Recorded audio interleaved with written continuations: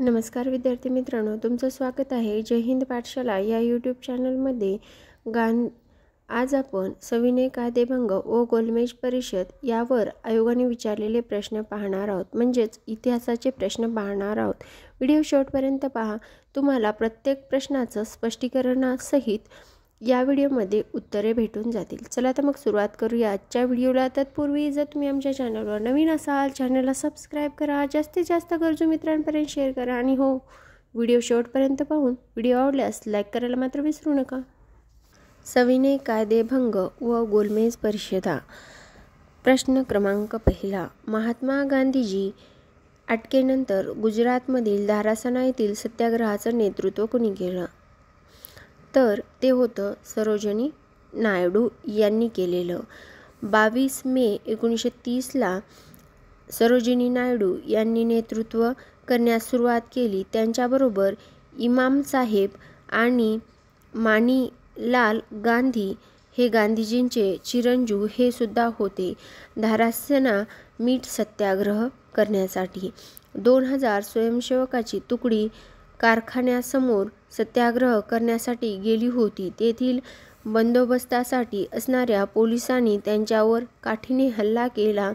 जखमी स्वयंसेवकांना इतर स्वयंसेवक घेऊन जा व त्यांच्यावर उपचार केले जात व तत्पूर्वी दुसरे स्वयंसेवकांनी दुसरी तुकडी येऊन सत्याग्रह करत असत.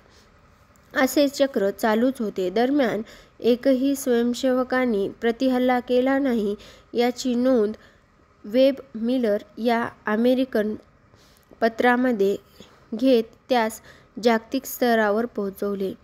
12 जानेवारी 1931 रोजी सोलापूरमधून पोलिसांच्या हत्येसाठी जबाबदार ठरवून मल्लप्पा धनसेट्टी, त्यानंतर कुर्बान हुसेन, जगन्नाथ शिंदे, किशन सरडा यांना येरवाडा तुरुंगात फाशी देण्यात आली.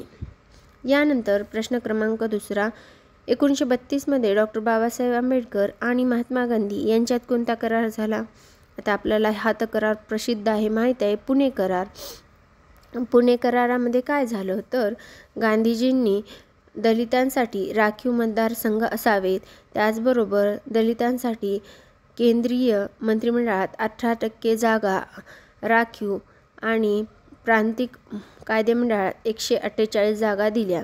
गांधीजींनी प्राणांती उपोषण केलं 20 तारखेपासून ते 24 सप्टेंबर 1932 पर्यंत. कारण आंबेडकरांनी दलितांसाठी स्वतंत्र मतदारसंघाची मागणी केली होती आणि मग हा करार होऊन ही मागणी रद्द करण्यात आली आणि या कराराला पुणे करार किंवा 24 सप्टेंबर 1932 रोजी झालेला गांधीजी आणि आंबेडकर करार म्हणून सुद्धा ओळखलं जातं. आंबेडकरांना राखीव मतदारसंघाची मागणी मान्य करावी लागली. करारावर डॉ. बाबासाहेब आंबेडकर आणि काँग्रेसच्या वतीने मदन मोहन मालवीय यांच्या सह्या केल्या गेल्या. यानंतर प्रश्न क्रमांक 3. इसवी सन 1930च्या मिठाच्या सत्याग्रहात स्त्रियांचे नेतृत्व कोणी केले?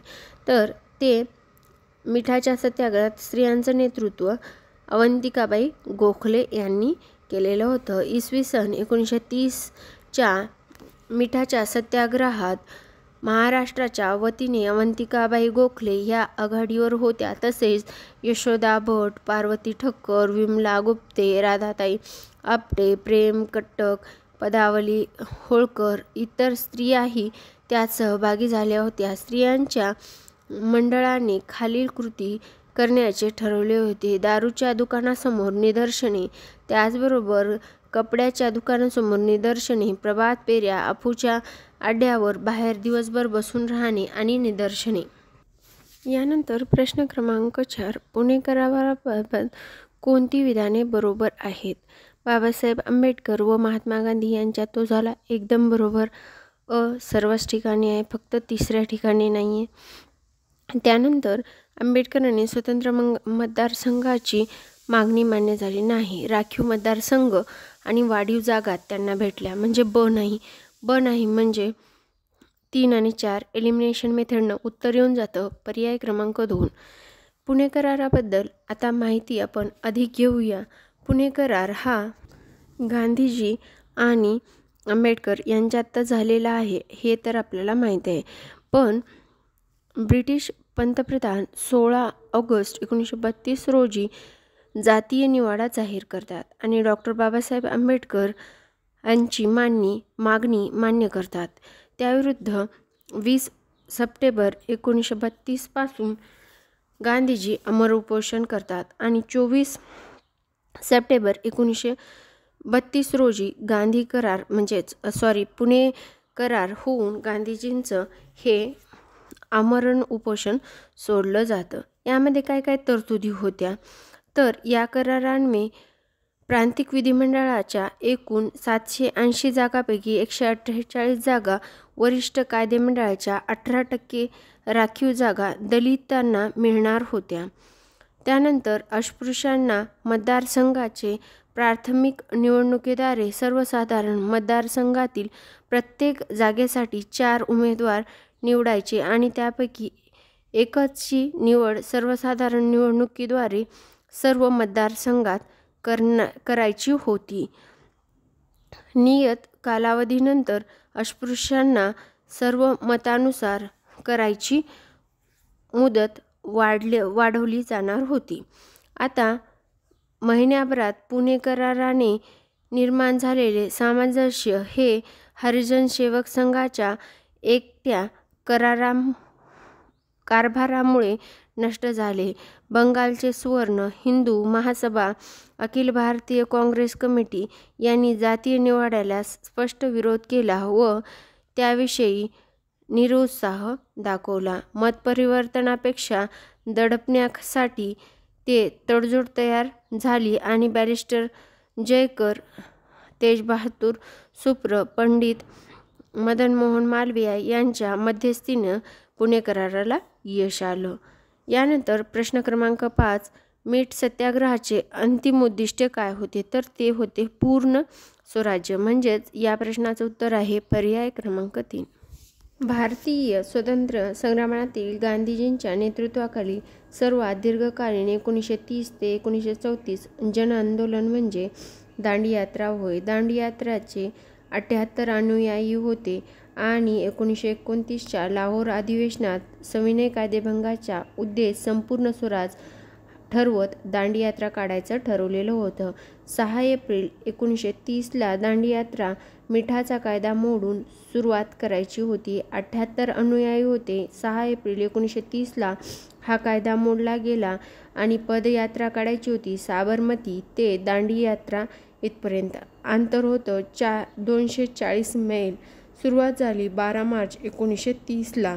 महाराष्ट्रातून 13 जण गेलेले होते. त्यामध्ये केशव हारकरे, पंडित खरे, अवंतिकाबाई गोखले, जमनालाल बजाज, स.का. पाटील, बाळासाहेब खेर, द.ना. बांदेकर, गणपत गोडसे, विनायकराव, हरिभाऊ मेहांजी, दत्ताजी तहाने, शामराव पाटील इत्यादी होते.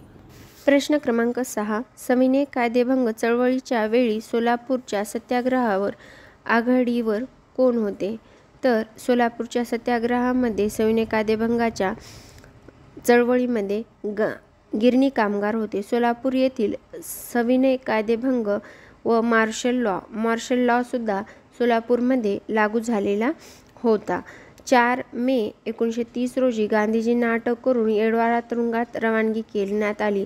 सर्वीकडे हरताळ पाडण्यात आला. मिरवणुका, जाहीर सभा आयोजित करून सरकारचा निषेध करण्यात आला. 7 मे रोजी सोलापूर येथील गिरणी कामगारांनी काम थांबवले आणि त्यांचा जमाव दारू अड्डे, घरावर, रेल्वेवर दगडफेक करत निघाले.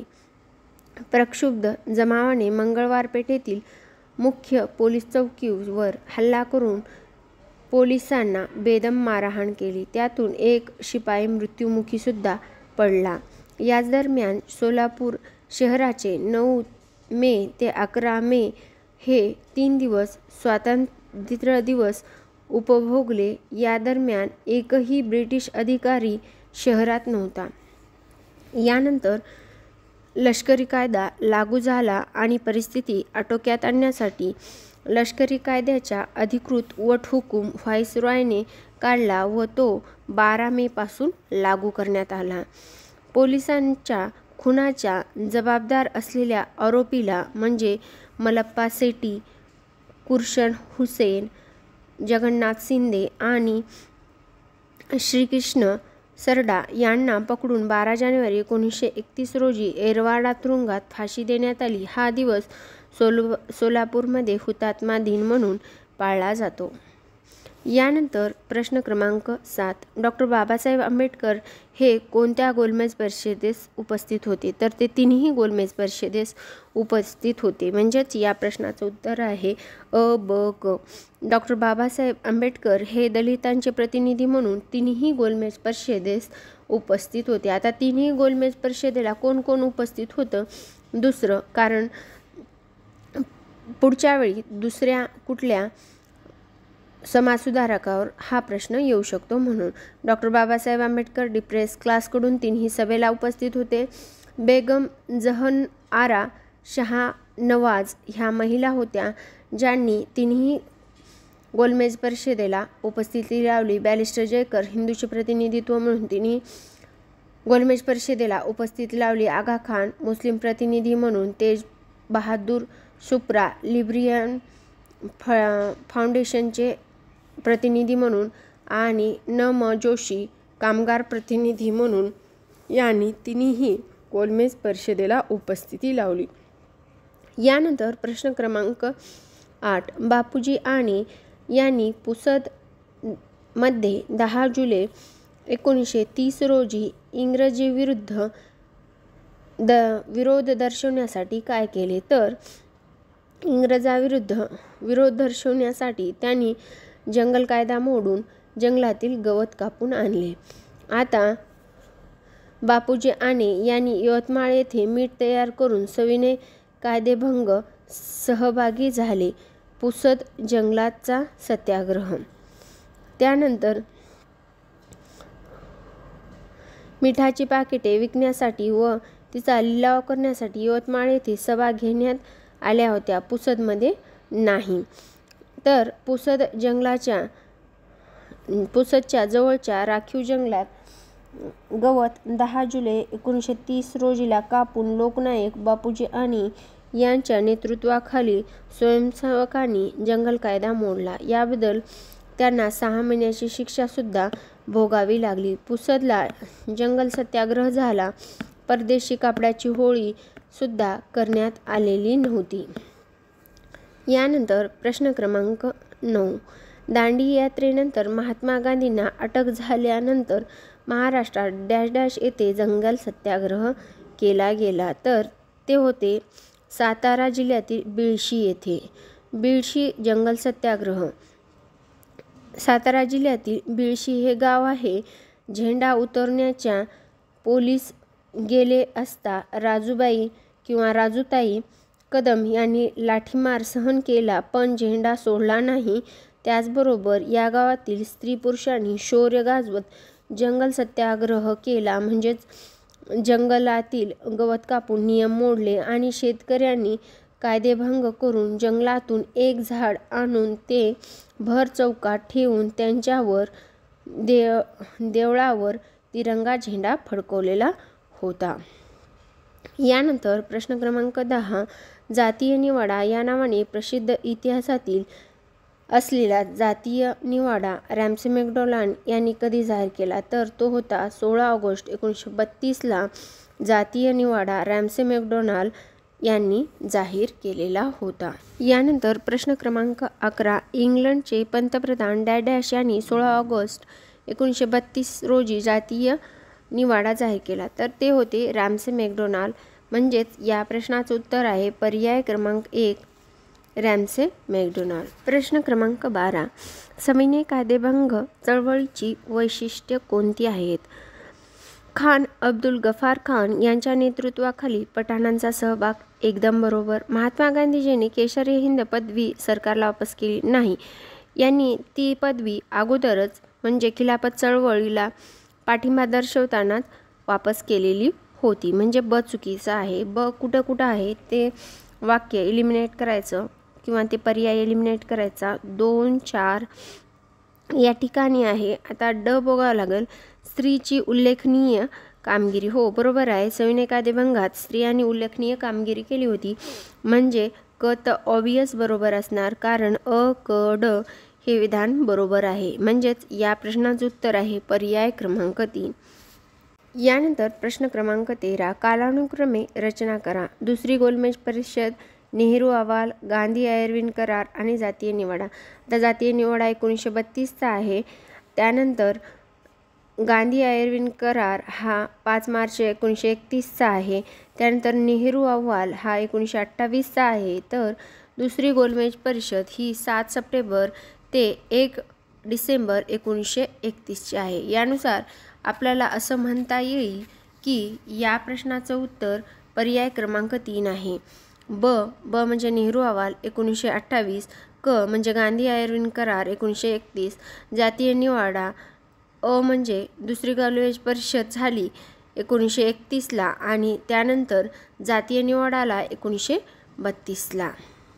आता प्रश्न क्रमांक 14. हा क्रमांक जोड्या लावा असा आहे. यामध्ये आपल्याला प्रश्नात विचारलेला आहे, सांप्रदायिकतेच्या वाढीसाठी कारणीभूत ठरलेल्या खालील दिलेल्या विधाने कोणाची आहेत. आता ह्या एक जोड्या लावाचाच प्रकार आहे. हा नवीन प्रकार आता सध्याला चालत आहे आणि हा 2022ला आलेला प्रश्न आहे.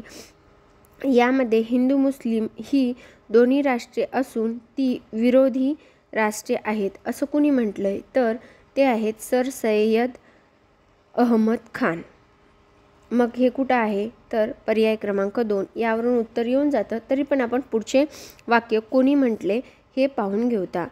फोडा आणि झोडा हे धोरण हिंदुस्थानावर अवलंबण्यात आणले पाहिजे आणि मुस्लिमांना हिंदूपासून अलग केले पाहिजे. हे वाक्य आहे प्राध्यापक बेगचं. त्यानंतर तिसरं आहे, महात्मा गांधीजी सविनय कायदेभंगाची चळवळ भारताच्या पूर्ण स्वातंत्र्याकरिता नाही, परंतु भारतीय मुस्लिमांच्या हिंदू महासभेच्या वर्चस्वाखाली आणण्यासाठी आहे. आता हे वाक्य कुणी म्हटलं, तर हे वाक्य म्हटलं होतं मोहम्मद अली जिन्नानी.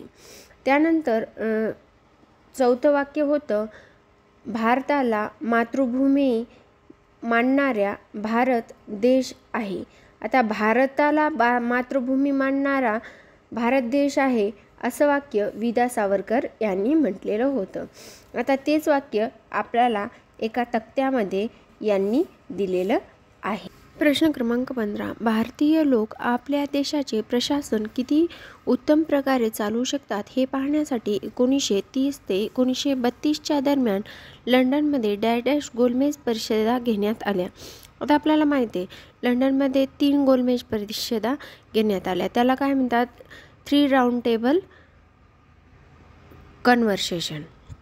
राऊंड टेबल याच्यासाठी म्हणतात की ते गोल राऊंडच्या चेअर असतात, म्हणजे गोल अध्यक्षाच्या भोवती गोल असतात, म्हणून त्याला राऊंड टेबल कन्व्हर्सेशन असं म्हटलं जातं.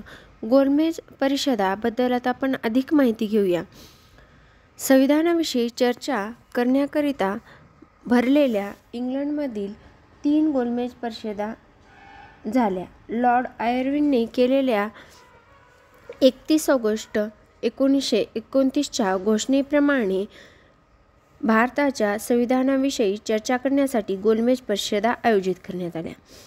पहिली गोलमेज परिषद केव्हा झाली, तर 12 नोव्हेंबर 1930 ते 19 जानेवारी 1931, ज्यामध्ये भारतीय 79 प्रतिनिधी उपस्थित होते.